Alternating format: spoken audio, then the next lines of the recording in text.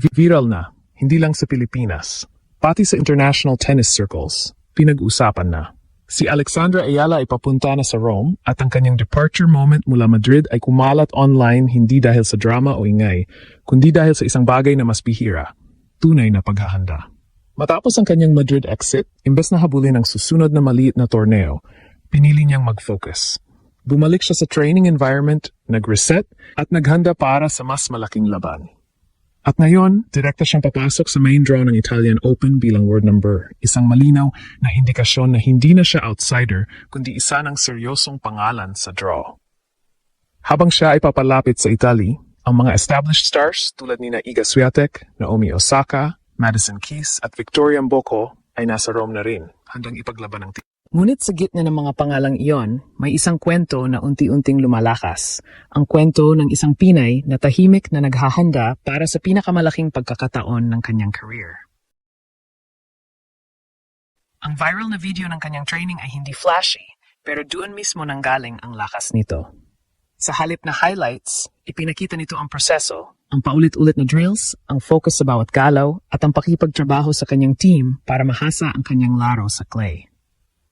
Sa panahon kung saan maraming atleta ang nakatuon sa pagpapakita ng resulta, si Alex ay nagpakita ng pinanggagalingan ng resulta. At dito siya mas lalong tumatak. Dahil ang ganitong klaseng approach ay hindi lang tungkol sa isang torneo, kundi tungkol sa long-term growth. Ang desisyon niyang hindi maglaro sa mas maliit na event, at sa halip ay mag-focus sa preparation ay nagpapakita ng maturity. Hindi siya nagmamadali. Hindi siya natitinag sa pressure na kailangang laging nasa court. Alam niya kung kailan magpahinga at kung kailan maghanda. At sa clay courts, kung saan mahalaga ang footwork, endurance at patience, ang ganitong klaseng preparation ay maaring maging malaking advantage. Hindi ito agad makikita sa stats, pero lumalabas ito sa mga mahabang rally at sa mga crucial na puntos. Habang papalapit ang torneo, nagiging mas malinaw ang landscape ng kompetisyon.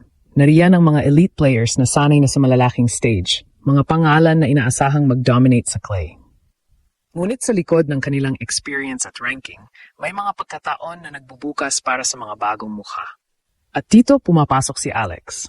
Wala siyang bigat ng expectations na dala ng top seeds.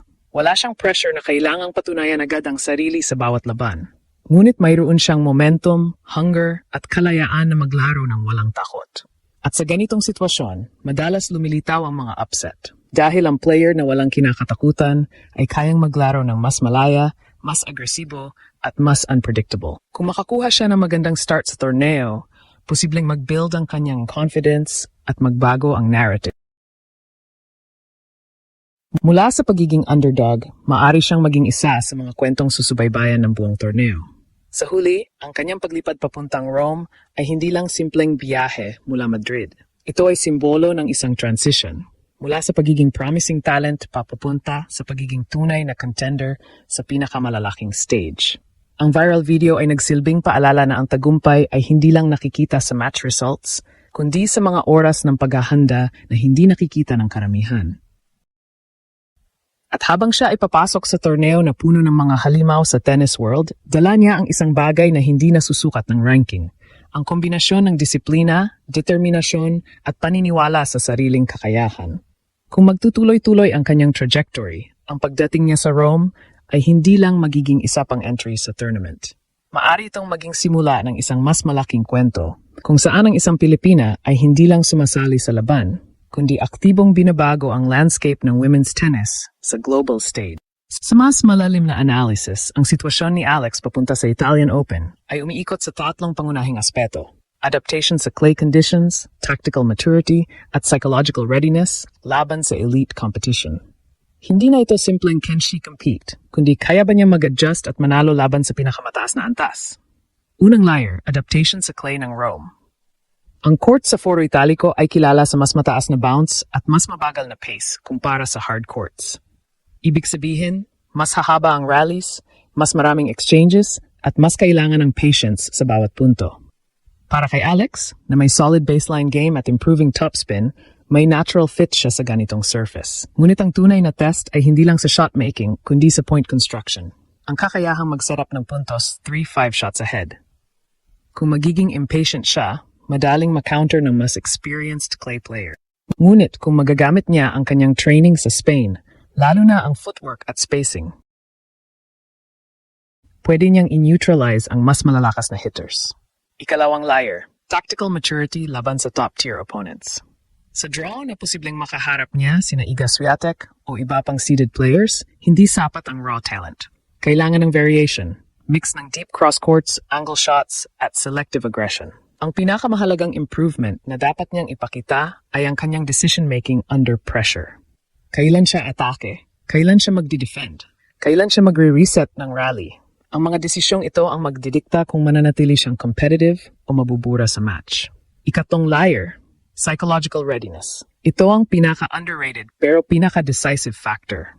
Sa isang WTA 1000 event, hindi lang laban sa kalaban ang hinaharap, kundi laban din sa environment, crowd, at expectations. Ngunit dito rin may advantage si Alex. Dahil wala siyang bigat ng pagiging top seed, mas malaya siyang maglaro. Ang nothing-to-lose mindset ay pwedeng maging sandata niya, lalo na sa early round. Ngunit habang tumatagal ang torneo at tumataas ang stakes, doon susubukin ang kanyang composure. Kaya ba niyang manatiling kalmado sa breakpoints?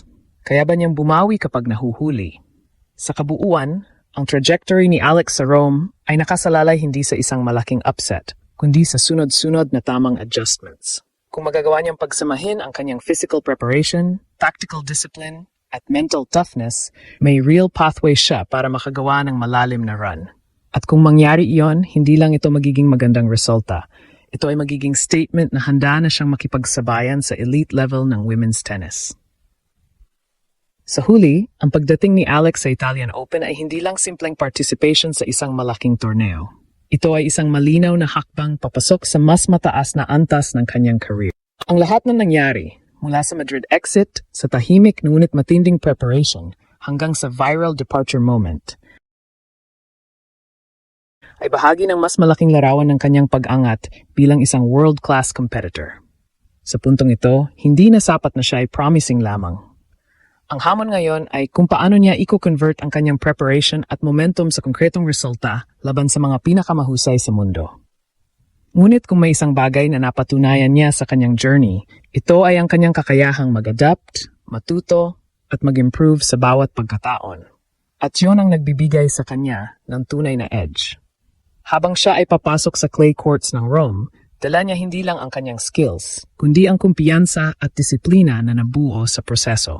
At kung magtutuloy-tuloy ang kanyang development, ang tournament na ito ay hindi lamang magiging isang chapter sa kanyang career, kundi maaring maging turning point. Kung saan ang isang Pinay ay hindi na lang tinuturing na rising star, kundi kinikilala na bilang tunay na contender sa world stage.